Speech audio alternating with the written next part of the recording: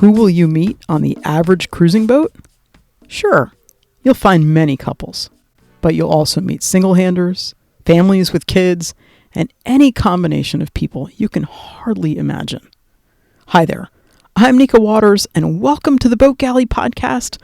On this episode, I'm sharing Carolyn's story of one cruiser's joy at the fascinating stories of the people you'll meet on your cruising journey. It definitely is one of the best parts of this amazing life. Today's episode of the Boat Galley Podcast is sponsored by Teak Guard. Looking to refinish your boat's teak with a minimum of mess and fuss? Look no further. Teak Guard's non-toxic, water-based formulas for cleaning and finish will turn your teak from dingy to sparkling in no time. Use coupon code BG20 for 15% off your order of $50 or more. Visit teakguard.com, that's TEAKGUARD, and admire your teak with less maintenance.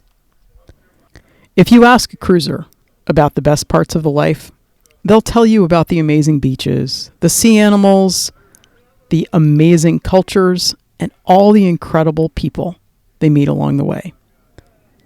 In today's guest post on the Boat Galley website, Judy Luden introduces you to a few boat friends and acquaintances that make cruising so rewarding. Because cruisers are absolutely the best. Judy Luden, who sails on Free Spirit, a 35-foot Catalina, was cruising during COVID and had this story to share. "You're off to great places. Today is your day. Your mountain is waiting, so get on your way." From Dr. Seuss, "Oh, the Places You'll Go." This is one of my favorite Dr. Seuss quotes, and to this I would add, and you will meet interesting people each and every day. Despite the COVID restrictions, we have still met some interesting people on our cruising adventure. Keep in mind that the people we're meeting have chosen to live their lives on the water with all of the joys, sunrises and sunsets, and trials and tribulations, boat maintenance, mildew growing everywhere, that come with that choice. Meet Tiger Shark. His name is actually Jensen, but he changed it when they moved onto the boat a couple of years ago. He's a very smart, very inquisitive 6-year-old who lives on a boat with his parents.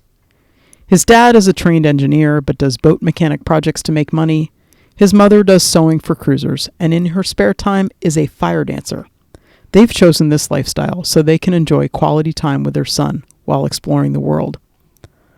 On Sundays, they gather a group from the harbor to go to shore to pick up trash. Nick and Alex live on their 40-foot catamaran with their 4.5-year-old son, Hugo. They're French. Nick is a computer analyst, and Alex teaches yoga. They bought their boat in the U.S. and are exploring our country as well as the Bahamas. Hugo is schooled on board and enjoys playing in the park with other children. When they are somewhere for an extended period of time, he attends preschool so that he can socialize with other kids.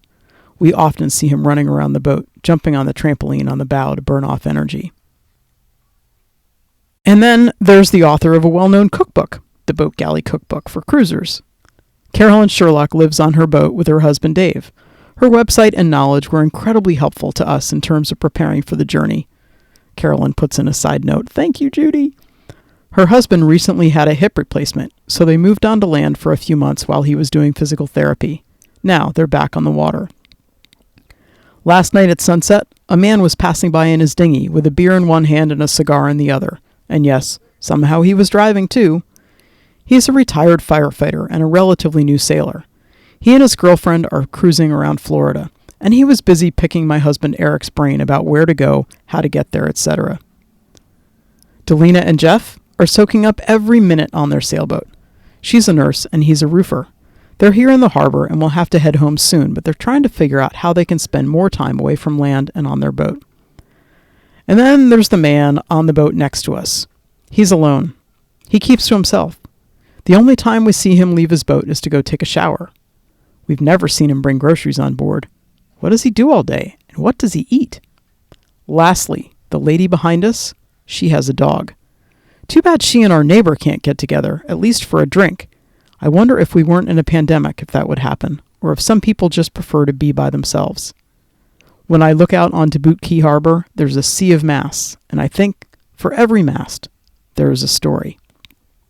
This was a post that was written by Judy Luden, who, again, spends her time on Free Spirit, a 35-foot Catalina. She loves yoga, meditating, reading, playing on her stand-up paddleboard, writing, playing the ukulele, and just being in nature. You can see all of her posts about travel on Free Spirit, and there's a link to that in the show notes. I'm sure that if you saw Free Spirit, she would also love to share an anchorage with you and hear your story. And certainly, if you see Calypso or Mischief somewhere, come on over. I also would love to hear your story. Thank you so much for listening to the Boat Galley podcast. We love it when we hear from our listeners. We love it when you subscribe. We love it when you share us with your friends. We love knowing that if something that we've said has made boat life better for you, because that's what the Boat Galley is all about, making boat life better. Have the most spectacular week.